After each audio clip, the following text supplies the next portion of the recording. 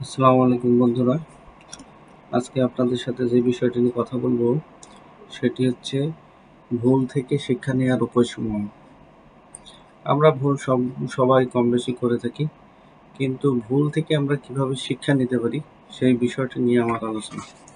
তাহলে যে বিষয়টা আমরা প্রথমেই আলোচনা করি সেটা হচ্ছে ভুল স্বীকার করা। আমার যে ভুল হয়েছে সেই ভুলটা মেনে নেওয়া বা স্বীকার করতে হবে। দ্বিতীয়ত হচ্ছে ভুল বিশ্লেষণ করা। আমি কি কারণে ভুল করছি, কি হয়েছিল, সেই বিষয়গুলো কি বিশ্লেষণ করতে হবে। 3 হচ্ছে নিজেকে দোষ না দিয়ে শেখার মানসিকতা গড়ে তোলা।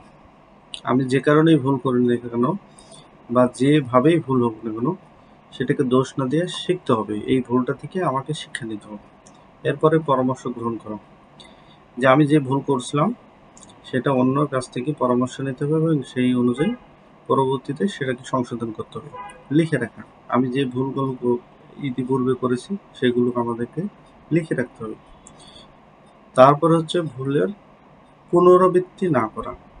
একই ভুল বারবার করা যাবে না, পুনরাবৃত্তি করা যাবে না। সুতরাং ভুল আপনি করতে পারেন, কিন্তু সেই ভুল পুনরাবৃত্তি করা যাবে না। ধৈর্য ও আত্মবিশ্বাস রাখা, তাহলে আমাদের ভুল করলে ভুল করে ভেঙে পড়া যাবে না, কোনো কিছু হলে ভেঙে পড়া যাবে না। সেটার জন্য ধৈর্য এবং প্রচণ্ড আত্মবিশ্বাস রাখতে হবে।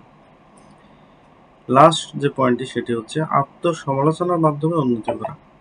আপনি ভুল করতে পারেন, সেই ভুলটাকে আপনাকে সমালোচনা করতে হবে, নিজে নিজে সমালোচনা করতে, আত্মসমালোচনার মাধ্যমে আপনাকে উন্নতি করতে হবে।